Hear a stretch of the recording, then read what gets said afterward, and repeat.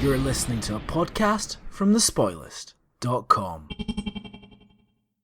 Welcome once again to First Contact, the Star Trek podcast that's always there for you. I'm Andrew. I'm James.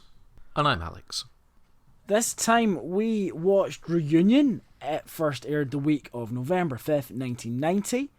It was written by Drew Dayan, Thomas Perry, Joe Perry, Ronald D. Moore and Brandon Braga, and was directed by Jonathan Frakes. James, what happens in this one? Kayla is back with news. Remember Kayla? Worf's a father to a tiny little Klingon called Alexander, for some reason. And also the leader of the High Council, Kempek, is dying, poisoned by his rivals.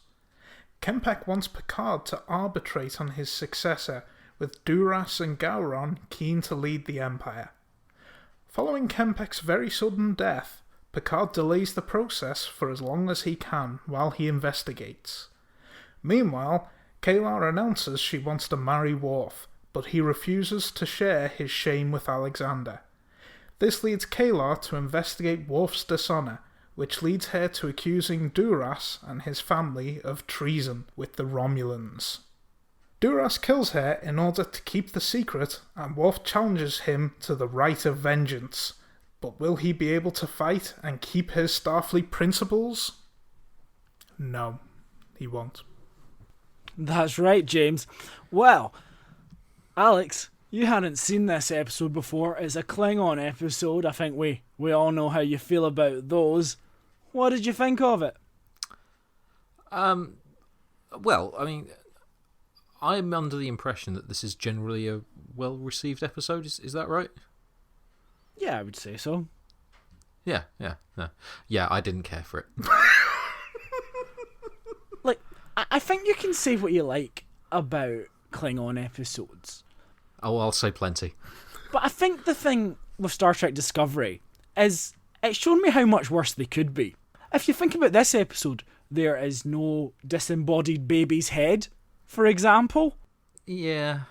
Although The Next Generation doesn't do conventional arcs, this one's very much a sequel to Sins of the Father, which I would argue is more loved and is much worse than this.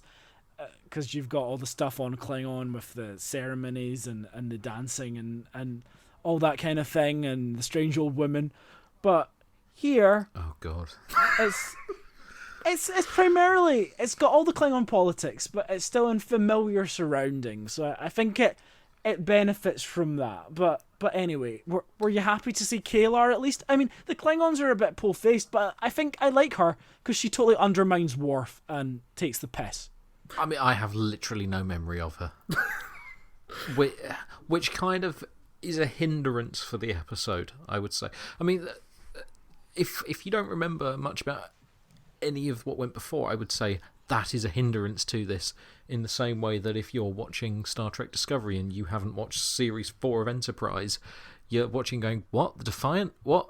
I've absolutely no idea. And that was my reaction. I had no idea what they were talking about. But again, I think a lot like Sins of the Father, you've got this continuing almost Greek tragedy, this very big kind of, these leaders, they're dying old men, you have the two sides who are fighting, you have betrayal, you have all this really high drama kind of stuff, although it's kind of with characters that we're not invested in and don't really care about, and actually are against, like Kempek, who's kind of the wise old man in this episode. He dishonoured Worf. I think you're right. I think that is a problem, and I think it just comes down to personal preference.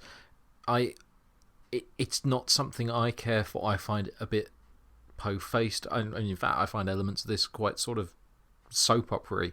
Not that there's necessarily anything wrong with soap opera writing when done well, but it just feels like this isn't done well. I have the same, I've made my feelings known on Klingon stories before. I'm not a fan. I just don't really care for them. And yes, that applies with Discovery as well, although with Discovery it feels like they've tried to do Game of Thrones, but with Klingons, and I hate Game of Thrones, so I'm I'm really not well disposed to that. It's just every possible hurdle that you could put in front of me for this episode, it's pretty much there. You've both described the Klingons as po-faced, but we had that whole season 2 episode with Riker going over to the Klingon ship, and they were anything but. They changed Riker's perception on Klingon culture. And you know what? That was the exception to the rule. That was actually well done. Whereas here, I just feel like we're stepping back into the same. And I realise that that's entirely possibly that, that's just me. That I can't get on board with this strand.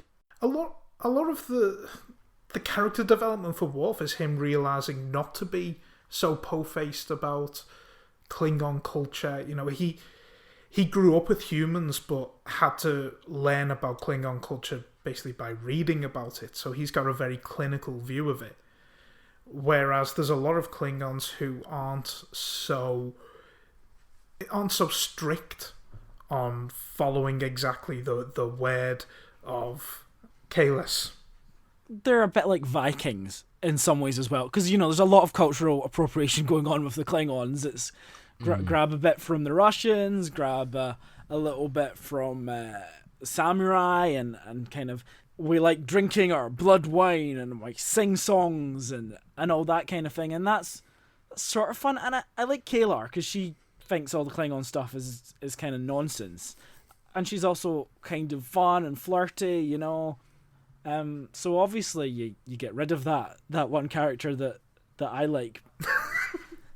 the whole thing with the future of the Empire is at stake, and then it's like, Captain Picard, you arbitrate. Does that seem like a natural move to you? Obviously, we've kind of established he's well versed in Klingon lore and that kind of thing.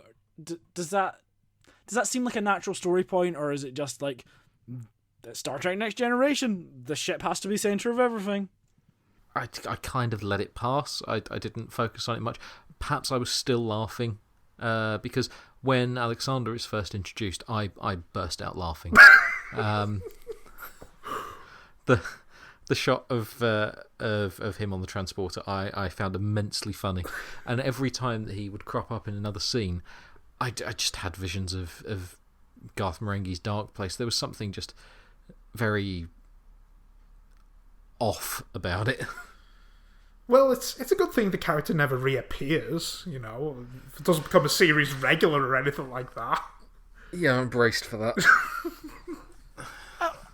What do you think? I think the theme of this season, we could say, has been family. Recently, we've seen Tasha Yar's sister, and we had Picard going back home. We had Worf's parents, and we even had Data's brother and his father, and now we have Worf getting a child. So I think you can say soap opera elements in that we're basically bringing in the main characters' families, and we're seeing how they respond to that. Do you think that's a positive move, or do you think that's something that just feels like when a series reaches a certain age, it's a bit desperate?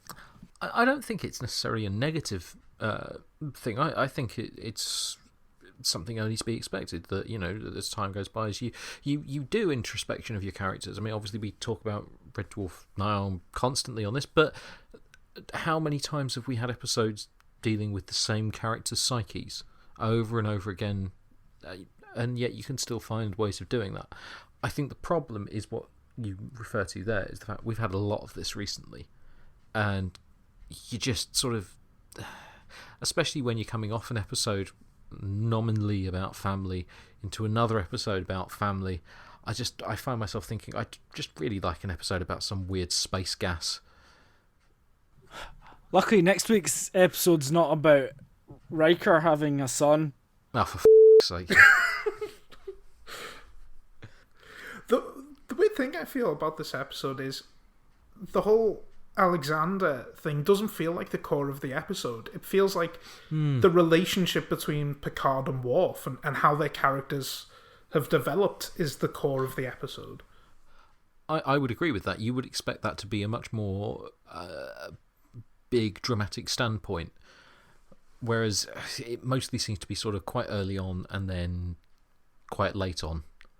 Well, Alexander's here. 20 minutes later. Well, you better go. Oh.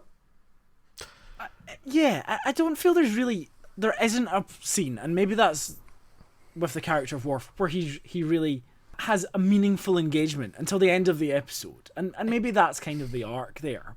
He's got that one about the fight, hasn't he? But that's kind of it, really. That's the only one that sticks out in my mind. Well, there were three main interactions, as I remember, between Picard and Worf. The first was Worf requesting that he not bring in the Klingon guests, and Picard telling him outright, you have to bring Kayla in. You know, it doesn't matter that you're disgraced, you're a Starfleet officer, and him being very stern with Worf.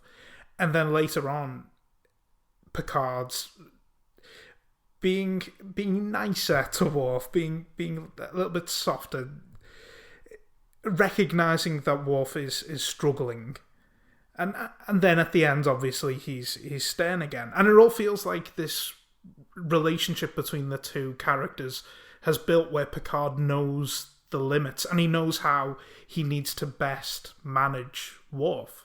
He needs to treat him in many ways like he will be treated on a Klingon starship. Yeah, I think that's an interesting point, and it's. I'm reflecting on it now, and I'm thinking: is it me for not spotting that, or is it the episode for not flagging it enough? I don't know. Well, it's because it was only really 3 scenes: one at the beginning, one a little bit later into the episode, and one right at the end. When you look at this episode, you should think, oh, this is about Worf getting a son and about his mate dying. I can't think of another description of it because that's how Worf describes it in his vengeance. And I think that the main scene with Worf and Alexander, which is basically, look at the corpse of your mother, look at her. Well, we've all been there. It's just so brutal. I mean, that scene itself is kind of like, I think it's still quite shocking, even though I know it's coming. And actually, anyone who's watched television knows it's coming. The only reason you have the ex-girlfriends turn up with a son is because she's going to meet an unfortunate demise, because that's our culture. But I think that vision is quite shocking, and you've got the child there, and it's not like the child, leave now, get out of here. It's literally, look at her. Look, just look. Remember how you feel right now. And I feel, you get that Klingon screaming, the comedy Klingon screaming that they do after they did in that one episode. And I bet they regretted that. Oh, they must do. Just that I don't get the emotional reaction. I don't get the sort of the tears or the anger that I get from the best manipulative television. It just feels to me a bit, oh, this is happening, and I think that's the thing with the Klingons. I always feel distanced from the actual drama, and I'm not quite sure why that is. Maybe it's all the ceremony. And I mean, Worf walks in and says, I demand the right of vengeance. And I just thought, well, is there a right of everything? Is there like after dinner, I demand the right of pudding? Like, it seems for every single circumstance, there's some kind of right of something. And then you have to go through it. It's just the structure of the episode. It is doing a lot as well. Like Kempek himself. How underwritten is like, I'm dying, I've been poisoned. And it's exposition, dead. Like, it was so efficient, his death, because I didn't feel it was imminent, the way he was talking. And then it very much was just the next scene, well, Kempek has died. And it's like, what? Has he? I'm sure he had a good day left in him. I mean, for all my criticisms, don't get me wrong, there are things that I think are well done in this, and I would agree with you that it's not flagged in the way it might be. Especially in a Klingon episode, I might expect someone from the very off to be making a big deal of I'm dying. Do you know what the biggest killer is on the Klingon homeworld? It's driving because of the constant right of way. Ba-boom. That's very good. It's good. That stays in. We have these two leaders, these pretenders to the throne of the Klingon Empire. Now, we've Duras, who we've encountered before, who's a bit shifty. And I think he's meant to be... I can't actually remember which one is which, because anytime they say any of the Klingons' names, my mind switches off. Is he the overacted camp one or the other one? The other one. Right, so not the one who's, when he's first introduced, has his hands on his hips and is wide-eyed with a sort of Kenneth Williams. Oh, look.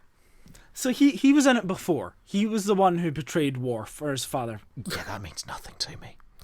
Well, it doesn't mean anything to me either, because I can see why they killed him off, because I think he's meant to be a sort of big bad, recurring bad guy, but I think the performance is so flat.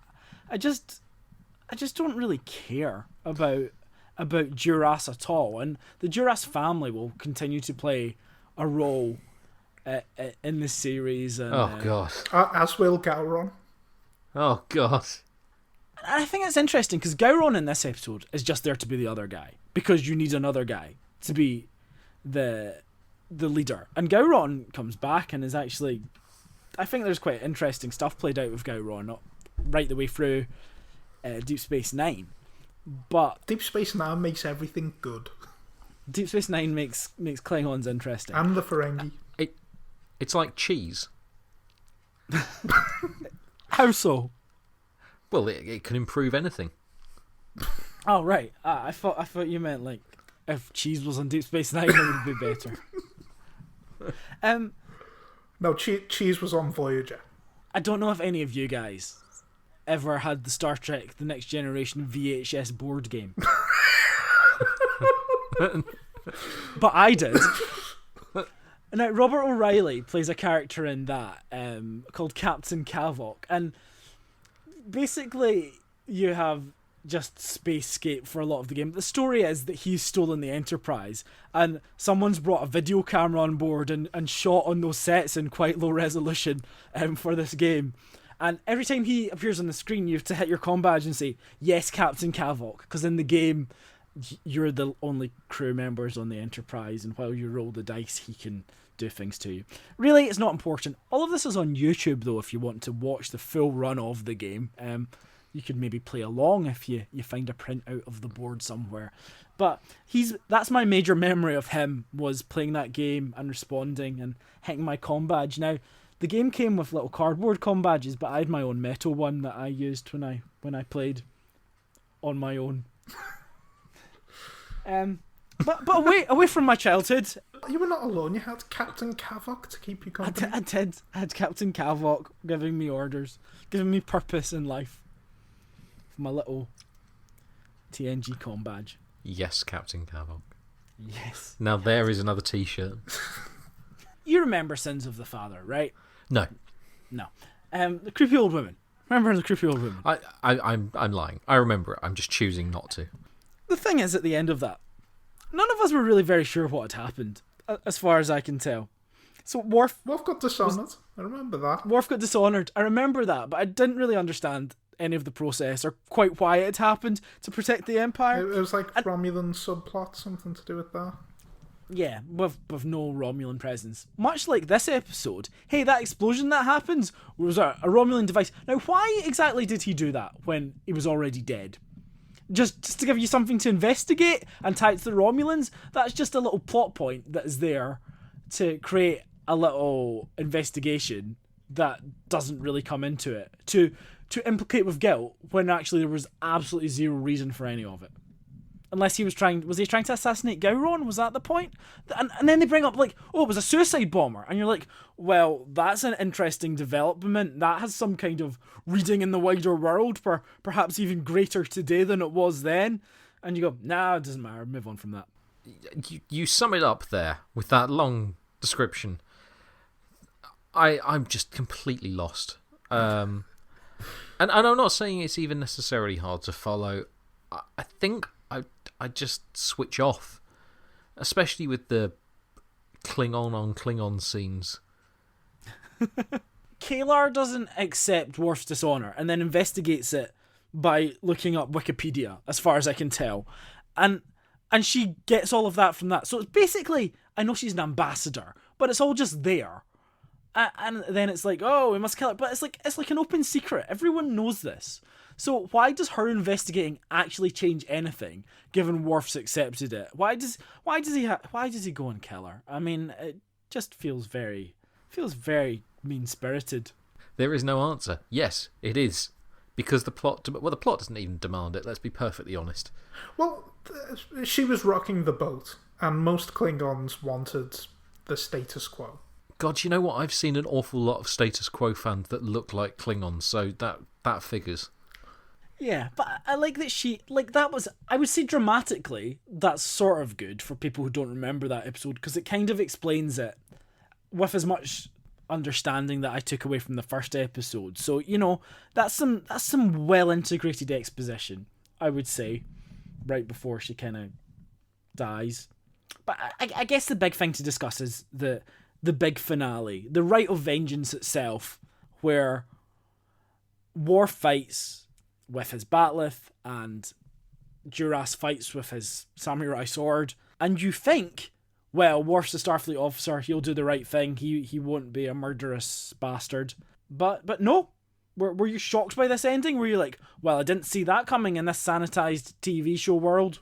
I think I would have been surprised about it if you told me at the outset, but by the time we reached the point of it, I mean, essentially from the start of the battle, I assumed that would happen, and then as soon as anyone is saying, no, don't do it, I assumed that it would go through. I'm not sure how I feel about it, though, which I suppose is actually what the episode is asking of you, so I suppose in that sense it succeeded. But yeah, I really don't know. I suppose also without the knowledge of where it's going now is the thing as well. It's actually a little bit ahead of its time, really, in the sense of Picard telling Worf that if his culture doesn't align with Starfleet, then he has no place in Starfleet. And really, it's an idea that kind of might have... It might be more relevant today, but I think in a negative way today, because it might have negative connotations to certain xenophobia that there is about at the moment. It's an interesting idea, isn't it? Because there's that whole strand where it's we are tolerant of other cultures and we welcome their diversity, but there also is that homogenization. There's almost Borgification of it all. You must follow certain core principles, certain core values, otherwise you are not Starfleet. And I guess those are kind of human values as well. So is that interesting thing about the Federation? I think that idea is always there, that there's something a bit culty about Starfleet and the Federation, and it's often sort of picked at but never explicitly explored. Well, it's actually kind of done, and I hasten to say it was done in a better way, but it was done in the episode where Wesley falls into some flowers and gets sentenced to death. Was that Justice? Justice. You remember the episode titles better than me. But actually, you know what? I think realistically, if I were to do our thing that we always try and avoid of rewriting the episode, what I would have liked is that whole setup very early on, and then a lot of sitting around and talking about it, because that doesn't you know, I don't mean to sort of go all Graham Norton in Father Ted, The English Patient, very, very long and very, very boring. It was my kind of film. But we've proven in the past with, say, Measure of a Man, that having a talky episode can be a good thing if you have a good enough issue to address. And actually, I kind of feel that the issue just gets lumped at the end of the episode when it should have been a bigger focus of it. really. And there is an interesting discussion to be had. And I think as a discussion, that's where it would work best. And I think you could have, between Michael Dorn and Patrick Stewart, had some really good dramatic speeches on it, essentially. I'm not sure as an audience. I know this is the Klingon culture, and that kind of fighting to the death is an acceptable practice. But Worf is a Starfleet officer, and surely no matter what, in the eyes of Starfleet, while wearing the uniform, he has committed a crime. And should there not be a trial for that, even if no one is pressing charges, even if the other planet decides that's okay? Because otherwise that gives license for Starfleet officers to do anything, as long as it's fine within the culture that they visit. I find it a little bit...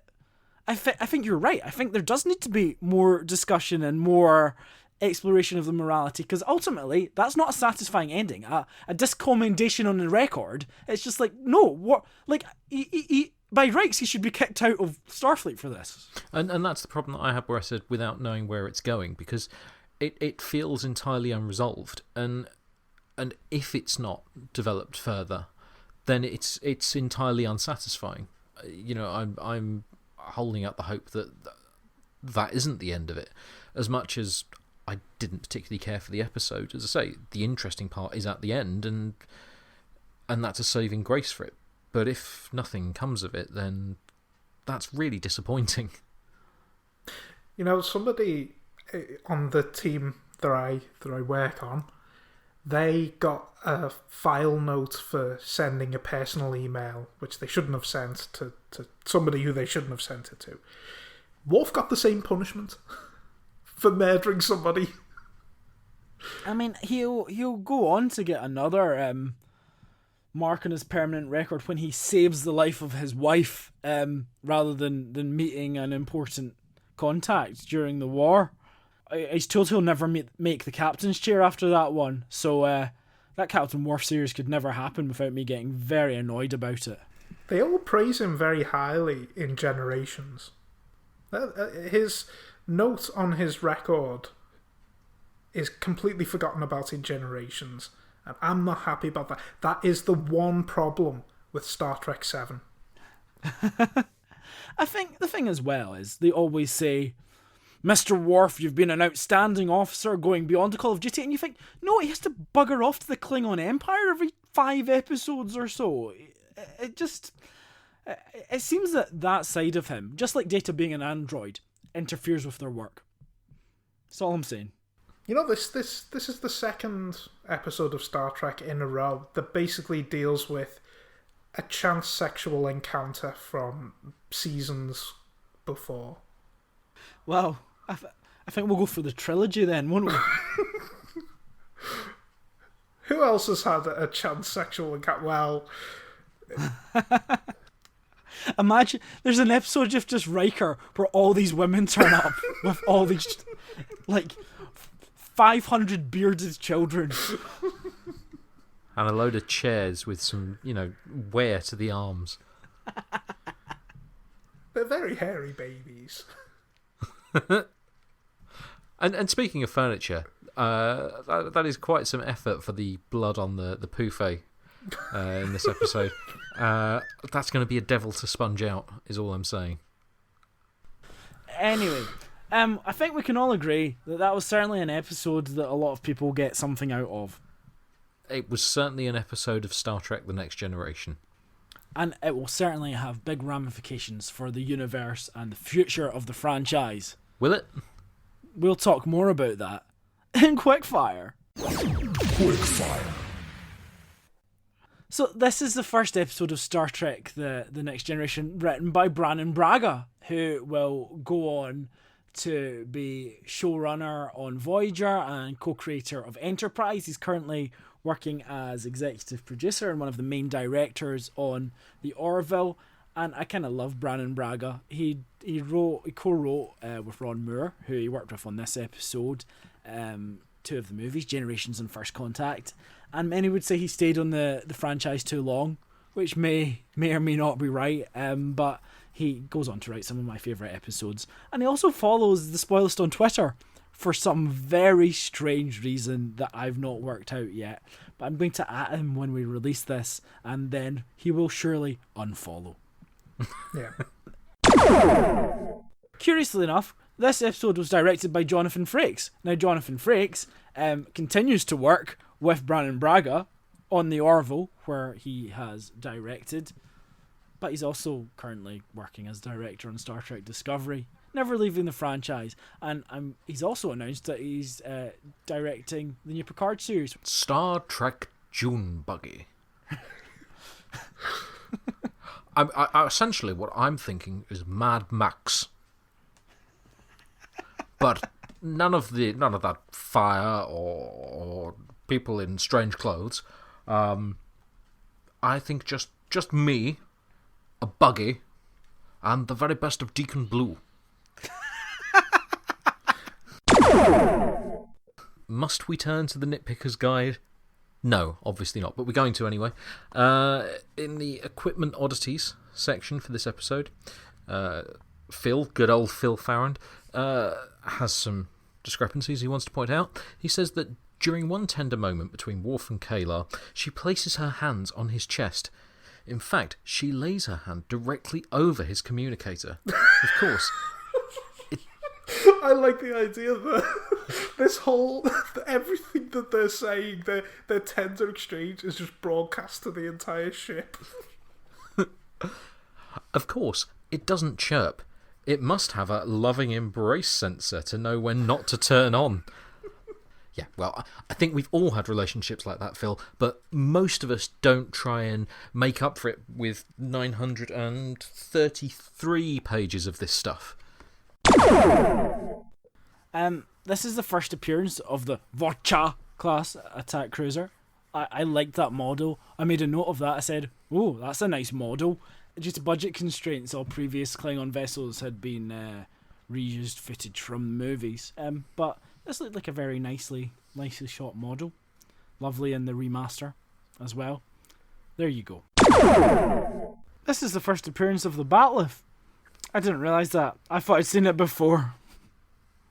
I'm gobsmacked by that. It's such a key part of the show. When Riker is going to confront Worf and stop him from murdering somebody, he says that he's going to set the phasers to maximum stun. And that got me thinking, is there an actual point at which it's no longer stun and it becomes kill? Is it just a binary idea of stun and kill? Or is it kind of stun and then maim and then kill? Well, maximum stun sounds like a coma. I mean, it also sounds like him talking about, he's getting dressed for a night out and this outfit's going for maximum stun. And does it, not depend on what species you're shooting? Klingons are meant to be more hardy than humans, so, could maximum stun kill a human or cut their arm off, for example, or just heat them up, or would it not hurt a Klingon? Or what about a Borg? Lots of characters will be back from this episode, including Alexander, although he'll be played by a different actor. Then he'll be a teenager in Deep Space Nine, despite the passage of time not being enough, and where he'll be played by another actor again. Klingon's age difference, that's the explanation. I don't mind a bit of stretchy time. I'm absolutely fine with that. And if I was to clip any audio from this episode to reuse for comical innuendo purposes, that would definitely be the one that I would use. Well, we are all going to go take our seats at the Klingon High Council. I look forward to that. Next time we will be talking about Future Imperfect. We hope you will come back while we talk about that one. But for now, goodbye. Goodbye. Goodbye.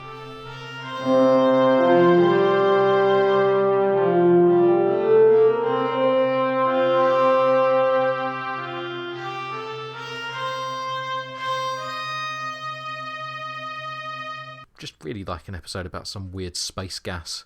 Luckily, next week's episode's not about Riker having a son. But his son is some space gas. Huh. Like Torchwood. Well, Sexy gas. that's a fetish, isn't it?